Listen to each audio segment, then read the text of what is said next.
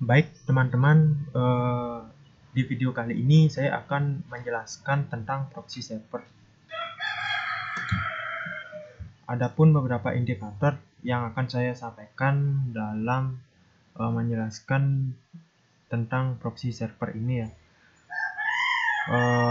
Ada materi yang pertama yaitu mencari pengertian apa itu proxy server. Yang kedua adalah materi tentang untuk menjelaskan fungsi dari proxy. Yang ketiga ada jenis dari proxy, dan yang keempat ada cara kerja proxy. Kita masuk ke segmen yang pertama. Nah, pengertian proxy server. Proxy server merupakan komputer server yang digunakan sebagai perantara antara user dengan internet. Jadi secara sederhana proxy itu merupakan sebuah server yang berfungsi untuk meneruskan permintaan pengguna ke server. Jadi ibaratnya proxy server ini adalah merupakan penghubung antara komputer pribadi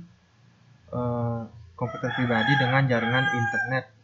Jadi proxy adalah merupakan perantara, jadi sebagai batas agar user istilahnya tidak sembarangan mengakses beberapa konten-konten atau akses tertentu yang berada di internet. Jadi proxy di sini berfungsi untuk membatasi hal tersebut.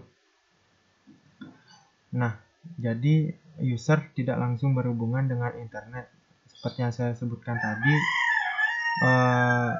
Jadi user itu dibatasi, tetapi dengan menggunakan perantara proxy server, user bisa terhubung dengan akses internet dalam hal jika akses konten itu diizinkan oleh proxy server. Adapun kegunaan dari proxy server, yang pertama yaitu untuk menyembunyikan alamat IP komputer klien atau pengguna. Jadi definisinya, siapa saja yang bisa berselancar secara anonim tanpa meninggalkan jejak berupa alamat IP di halaman website yang kita kunjungi. Nah, misalnya seorang klien mengunjungi Google melalui server proxy, maka Google akan melihat bahwa yang mengunjunginya merupakan proxy server, bukan sebagai klien, sehingga Google pun tidak dapat melacak posisi klien pengguna tersebut. Yang kedua ada berselancar lebih cepat di internet. Nah, definisinya seperti semua permintaan dari komputer klien akan mencapai proxy server terlebih dahulu ya. Kemudian proxy akan melakukan pemeriksaan apakah halaman web yang dikunjungi pengguna tersebut sudah memiliki caching yang tersimpan atau belum. Nah, jika ada, maka klien akan mendapat balasan dari data caching tersebut, sehingga klien dapat berselancar lebih cepat di internet. Yang ketiga ada untuk memblokir situs yang tidak diinginkan. Nah, jadi misalkan untuk jaringan internet di perkantoran misalnya, agar pekerja kantor tersebut tidak memanfaatkan internet untuk bermain media sosial dan menonton, maka beberapa situs bisa dimasukkan dalam blacklist proxy sehingga tidak dapat diakses melalui jaringan kantor tersebut. Jadi itu pengertian dan kegunaan dari proxy. Kita masuk segmen yang kedua yaitu fungsi proxy. Nah, jadi dikatakan proxy sebagai gerbang yang membatasi jaringan lokal dan jaringan luar. Bisa dilihat pada gambar ini ya. Jadi adapun fungsi dari proxy yang kita harus tahu, yang pertama adalah connection sharing. Connection sharing ini artinya dengan alamat proxy, maka alamat IP komputer pengguna dapat terhubung dengan alamat IP lainnya dan juga dapat menjadi perantara untuk berbagi data antar dua alamat IP. Nah, dalam fungsi connecting sharing ini, sebuah proxy dapat menjadi sebuah gerbang yang membatasi jaringan lokal dan jaringan luar. Dengan fungsi connection sharing ini juga, maka sebuah komputer sangat mungkin untuk terhubung dari jaringan lokal ke jaringan internet dengan menggunakan sambungan gerbang tersebut. Jadi gerbang yang di sini yang kita sebutkan di sini adalah proxy-nya ya. Yang berikutnya adalah filtering. Beberapa jenis proxy juga dilengkapi dengan firewall yang fungsinya untuk menyaring alamat IP yang tidak diinginkan, bahkan memblokirnya untuk mencegah terjadinya kerusakan pada komputer. Fungsi filtering pada proxy ini dia bekerja pada layer aplikasi. Nah, untuk melindungi, yang bertujuan untuk melindungi jaringan lokal dari berbagai macam serangan dan gangguan, dan mungkin yang berasal dari jaringan luar. Jadi proxy dapat diatur agar dapat melakukan penyaringan terhadap konten-konten yang tidak diinginkan seperti judi, sara, phishing, dan konten-konten lainnya yang tentunya pasti memakan bandwidth yang besar. Berikutnya ada caching ya.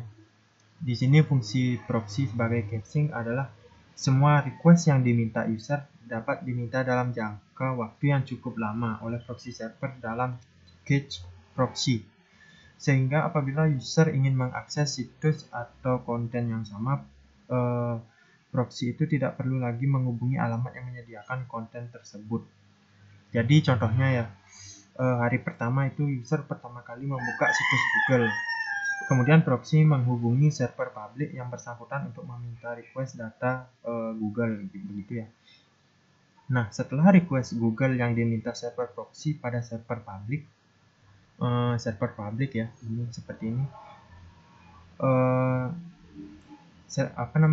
Setelah requestnya itu didapatkan ya pada server publik, lalu server proxy akan meneruskannya ke user, sehingga data akses Google tersebut akan tersimpan ke dalam sebuah, kita sebut sebagai cache, di mana cache ini sebagai ibaratnya seperti sebagai sebuah penyimpanan gitu ya, sebagai penyimpanan di mana yang disimpan di sini adalah, yang disimpan pada proxy server itu adalah situs-situs atau layanan yang sebelumnya sudah kita akses. Nah, jadi seperti itu fungsi proxy. Berikutnya kita akan menuju segmen jenis-jenis proxy. Yang pertama ada anonymous proxy atau proxy anonim. Nah, proxy jenis ini merupakan jenis proxy yang akan memberitahukan informasi komputer pengguna. Jadi ketika pengguna melakukan request dari sebuah alamat website, maka website tersebut akan mengetahui alamat IP dari proxy yang digunakan oleh pengguna, namun tidak mengetahui alamat pribadi dari pengguna. Jadi yang ditekankan dari proxy anonim ini adalah jadi misalnya website akan membaca alamat dari proxy itu, bukan dari alamat pribadi pengguna. Jadi alamat pribadi pengguna itu adalah IP, misalnya IP dinamis ya, yang sudah terhubung ke perangkat pribadi kita gitu. Nah, karena server website tidak bisa mengakses alamat IP pengguna, maka komunikasi antar pengguna dan proxy server tersebut telah dilakukan enkripsi, sehingga keamanan pun terjamin.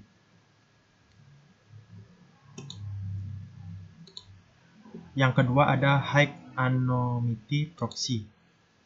Nah, jenis proxy yang satu ini tidak mengidentifikasikan dirinya sebagai proxy server, sehingga tidak menyediakan alamat IP original.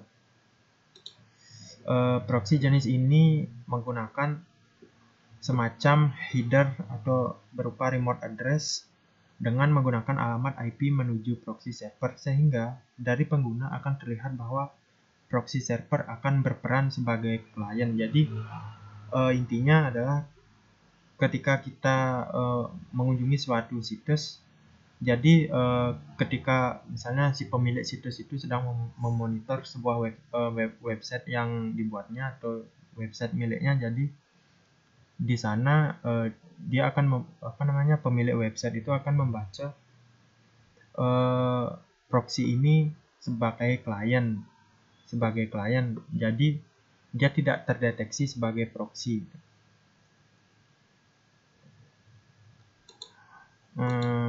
Berikutnya ada reverse proxy.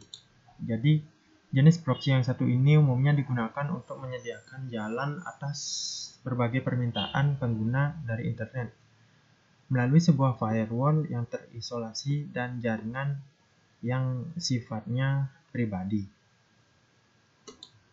Nah, jadi reverse proxy ini banyak digunakan untuk mencegah klien pada internet terhubung dengan akses yang tak dimonitor yang melibatkan data sensitif dari sebuah jaringan yang tertutup, misalnya seperti intranet. Dan berikutnya ada jenis proxy tipe transparan. Jadi proxy transparan adalah sebuah server yang melanjutkan permintaan pengguna kepada source atau sumbernya. Jadi sumbernya ini adalah akses sumber yang diinginkan tanpa membeberkan informasi komputer pengguna. Jadi proxy transparan ini cukup banyak diaplikasikan dalam perkantoran, di mana setiap alamat IP yang melakukan request terlihat oleh server melalui HTTP header-nya. Nah, berikutnya ada segmen cara kerja proxy. Jadi ini bagannya ya. Kita lihat ini adalah untuk user. Jadi ini adalah untuk proxy sendiri. Jadi proxy itu bisa dikatakan dia mempunyai firewall-nya tersendiri. Biarpun pada sebuah sistem operasi juga sudah memiliki firewall juga. Jadi sebagai pengaman saja. Ini juga untuk web server, misalnya ada FTP web server. Jadi ini penjabarannya ya. Nah, bagaimana cara kerjanya? Nah, ketika seorang pengguna komputer menggunakan layanan proxy, terus pengguna tersebut kemudian dapat meminta file atau dokumen yang terdapat pada internet public atau server. Jadi user meminta apa itu untuk merequest sesuatu, misalnya berupa file apa, dokumen apa, begitu ya. Terus yang berada pada public servernya. Jadi proxy kemudian meneruskan permintaannya. Jadi kan dari sini ya, proxy lalu meneruskan permintaannya melewati firewall. Jadi firewall ini penting juga untuk memfilter ya, untuk melakukan filtering. Jadi proxy ini akan meneruskan ke internet, misalnya biarpun proxy itu sudah membatasi file apa saja yang bisa diakses oleh proxy tersebut. Jadi kalau misalnya user meminta sesuatu A dan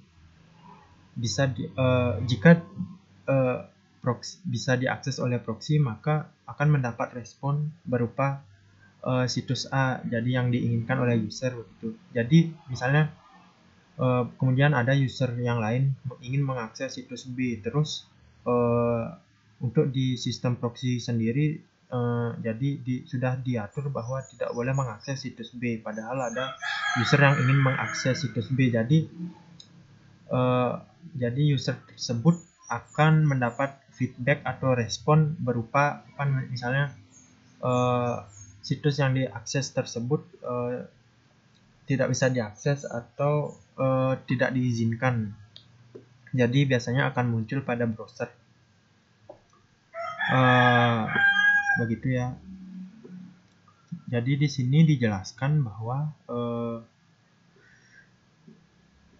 proxy meneruskan permintaan ke jaringan internet seolah-olah bukan pengguna yang meminta, jadi melainkan proxy server. Jadi proxy ini fungsinya sebagai perantara, maksudnya sebagai user semu. Jadi user semu ini yang akan mengatur. Jadi sebagai perantara antara, maksudnya perangkat yang digunakan oleh user atau perangkat sebenarnya gitu. Jadi ini adalah perangkat semu. Jadi di perangkat semu ini sudah disetting bahwa mana yang situs yang dilarang untuk diblok dan mana situs yang diizinkan untuk diblok. Nah, seperti itu. Baik, sekian penjelasan proxy server dari saya. Apabila ada yang ingin bertanya, silakan didiskusikan di kolom komentar. Terima kasih.